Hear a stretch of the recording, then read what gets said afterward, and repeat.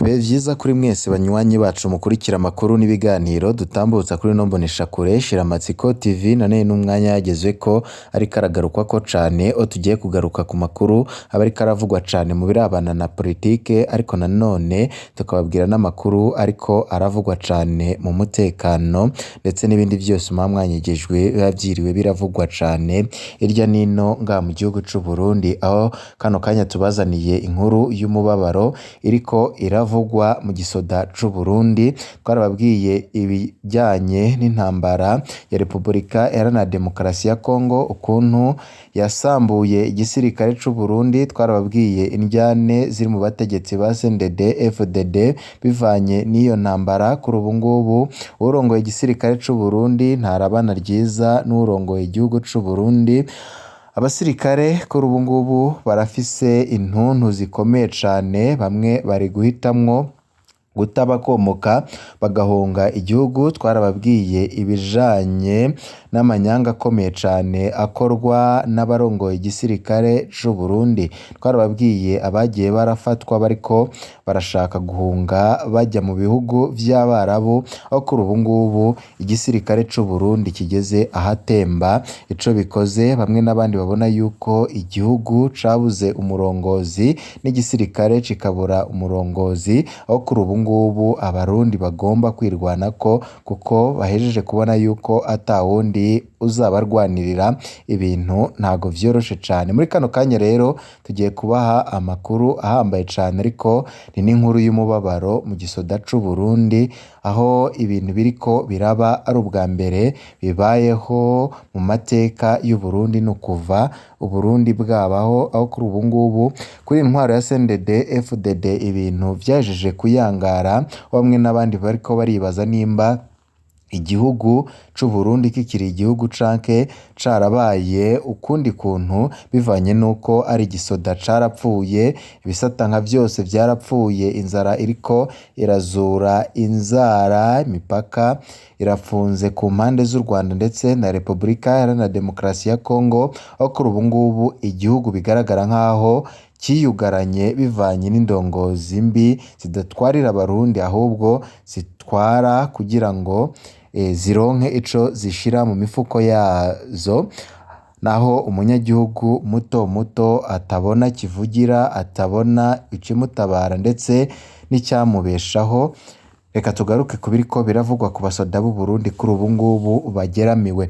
Abasoda b'u Burundi barageramiwe, barwaye kwashi muri Repubulika Iharanira Demokarasi ya Kongo kubera ubusuma bw'ababatwara. Ibi bintu abatwara igisoda boba babizi. Iyi ni intahe y'umusirikare aherutse guta aromoka aja gupagasa hanze y'u Burundi. Yatwandikiye yerekana ingene gufata nabi abasirikare biri mu biriko biratuma bahunga ku bwinshi. Uyu musoda yemeza ko yiboneye ingene abasirikare ba batayo ya 17 Tafoke bagwaye kwashi bivuye ku murongozi mubi w'iyo batayo Lieutenant Colonel Pamphile Nizonkiza. Intahe y'uyu musirikare twayitanze uko yaduhaye, ariko twakuyemwo ivyo tuma nyine amenyekana. Ivyo nabonye muri Kongo biragoye gutahura ko ari abasoda b'igihugu canke ko ari abacakara. Ndongeye kubaramutsa umuvugizi w'abatagira gitabara. Nabonye inkuru mwavuze ku basoda bariko barata bakomoka kurondera ubuzi hanze y'igihugu. Emwe abasoda bagitaye bakiriko, kuko n'abatararonka iyo baja benshi iyo bashitse mu gihugu nk'ababa baronse amakonji bahitamwo kwigumira muhira.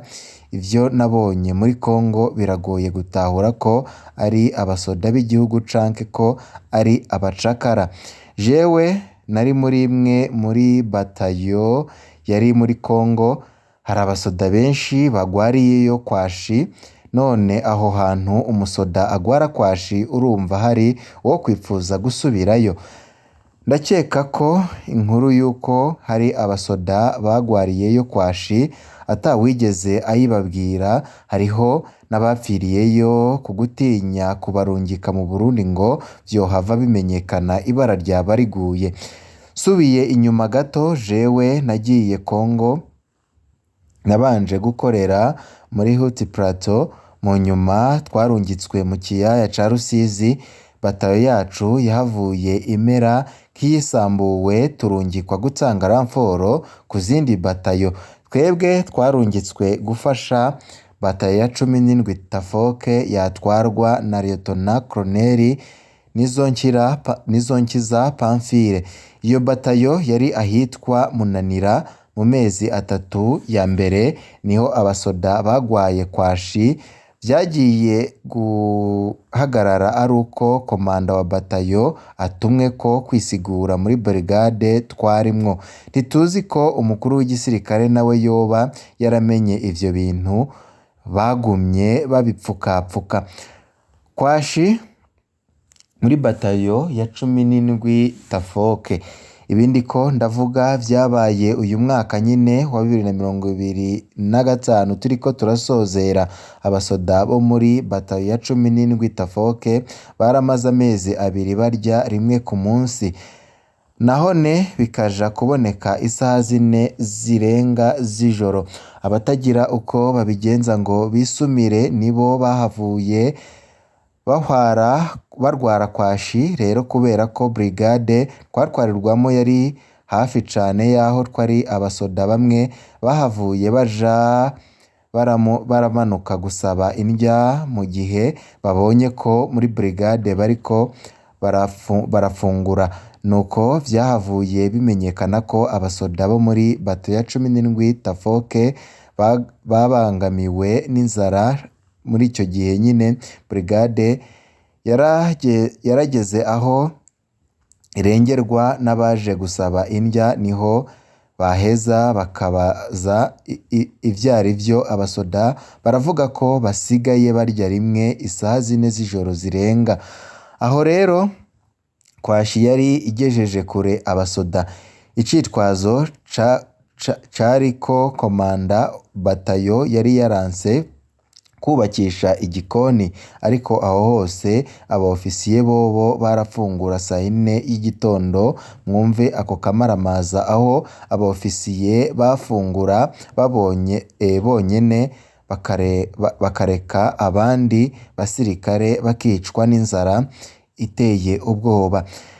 Tubabwire yuko ngo bimaze kumenyekana komanda batayo yaratumwe ko muri brigade abona kwemera kubaka igikoni. Mu guhisha babagwayi bakwashi baciye barungikwa gukora mu gikoni kugira ngo barabe ko botora mitende. Hari umutegetsi vyababaje avyumvise, yari umumajoro muri brigade uwo bita brigade ya 4 ajejwe ivya logistique. Uwo yaratumye abagwayi baronka amata n'ubuyi, ariko vyaciye kure. Ahoga amata n'ubuyi vyari vyandikiwe abasoda bose, ariko ntavyo nyine baronka. Narumvise ko hari abasoda bishwe n'iyo kwashi, ariko sinashoboye kubamenya. Nahavuye nsaba konji barayimpa, sinasubiyeyo, naciye nigira gupagasa mu mahanga. Rero iki muriko muravuga kirahambaye cane. Igisoda kiriko kiricwa n'abagitwara. Intambara ya Kongo iratwononeye gose. Igisirikare abariko baragita ni benshi cane, n'abasigaye baronka inzira ntawuzi uko vyogenda. Hari abasoda benshi bidogera ingene bibwe imfungurwa zabo muri Repubulika Iharanira Demokarasi ya Kongo. Kimwe mu vyo abasirikare b'u Burundi bidogera cane ni bijanye n'ubusuma bubera mu bijanye n'imfungurwa zigenewe abasirikare. Iruhande y'iyi ntahe y'umusirikare twaronse izindi ntahe nyinshi z'abasoda bavuga ingene abatwara batayo babivye imfungurwa zabo. Abatwara igisoda barakwiye gukora amatohoza akomeye ku kugena abatwara amabatayo bigenjeje muri RDC. Hari benshi bagiye gutungira ku magorwa y'abasoda. Mu bagarutse mu Burundi naho abasoda bo muri batayo ya 31 Tafoke nabo nyine bidoga ko imfungurwa zabo bazigarukanye mu Burundi na rirya bamaze akanya gato muri Kongo, ariko aho bari uyu munsi ababatwara bakanka kubaha ivyo bagarukanye: amata, ubuyi, ifu yo gukoramwo imikati. Bano basoda bakeka ko ababatwara bashaka kunyuruza izo mfungurwa. Intambara ya RDC yishe vyinshi, abasoda baratakaje icizere ku babatwara. Umukuru w'igihugu bamufata ko yabagurishije kwa Perezida Felix Antoine Tshisekedi wa Kongo kugira ngo yirongere amadolari. Umukuru w'igisirikare bamufata ko yariko yironderera inzahabu muri RDC. Uwo bavuga neza ni Koloneli Nihorimbere Jeconias yatwara diviziyo. We baremeza ko yakunda abasoda kandi ko amenye ibibazo vyabo yavyitwararika, ariko abasoda baratinya kumubwira ibiriko birabashikira. Abasoda bidogera abatwara za batayo ko babivye imfungurwa, babarira amafaranga yo gusuma.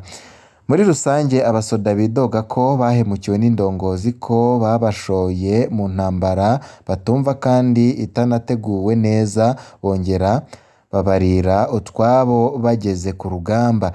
Ikibabaje nuko ata numwe abazwa amagorwa abasoda b'u Burundi baboneye muri RDC. Ni vyiza ko hobaho amatohoza akwiye ku kugena abasoda bo muri bato ya 17 Tafoke bagwaye kwashi, ingene abagwayi bavujwe n'uruhara rw'indongozi mu vyashitse. Birahambaye kurondera ko no mu zindi batayo bitoba vyarashitse abafise uruhara muri ubwo bube gito barakwiye guhanwa bimwe biboneka, ubundi hatubatswe icizere c'abasoda bato ku ndongozi zabo, igisoda kiba giheze. Nk'uko nyine mubandanya muvyibonera kubiriko biraba, aho abasoda benshi bariko barataba komoka bivanye n'ivyo intambara ya Kongo bayiboneyemwo, aho babona yuko hako babandanya kurwanira n'umuntu atabumva, bagatwarwa n'abantu batabumva, bopfuma bareka igisoda. Aho kuri ubu ngubu babona yuko hakwiriye impinduka zikomeye cane, haba no mu gisoda ndetse no mu butegetsi bw'igihugu, kuko biboneka yuko igihugu kigeze ahabi vyayangaye, aho kuri ubu ngubu Uburundi busigaye ari igihugu ca nyuma gikennye, ca mbere gikennye kw'isi, aho ibi ngibi ari ubwa mbere bibayeho mu mateka y'isi. Niki abategetsi bagiye kwibwira bagakora kugira ngo bahindure ibiriko biraba ngaha mu gihugu c'u Burundi? Mu kandi kanya turaza kubabwira n'izindi nkuru nyinshi ziriko ziravugwa cane. Turakengurutse kuri mwe mwese mwaduteze yompi kuva mu ntango gushika ku musozo. Ivyo vyiza nivyo ndabifurije.